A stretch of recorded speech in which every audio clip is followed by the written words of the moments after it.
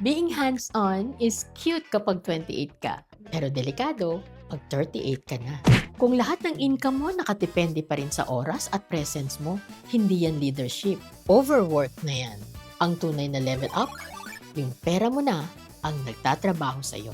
Smart people shift from ako ang gagawa to asset ko na ang gagawa. Hindi yan katamaran. Yan ang power. Here are 3 steps para mag-level up from operator to owner.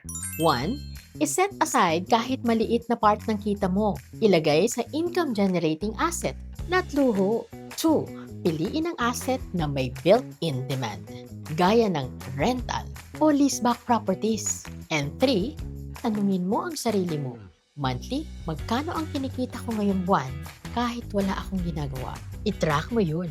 Ang totoong promotion, hindi CEO. Ang totoong promotion ay OOT, Owner of Time.